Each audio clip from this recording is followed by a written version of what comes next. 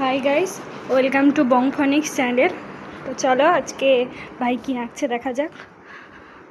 ওই দেখো, শিবাজির একটা ছবি এঁকেছে।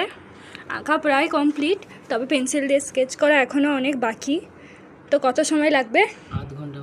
তো চলো এই আধ ঘন্টা আমরা একটু ঘুরে আসি বাইক থেকে, দেখিয়ে আনি আমাদের এখানকার ভিউটা চারিদিকের।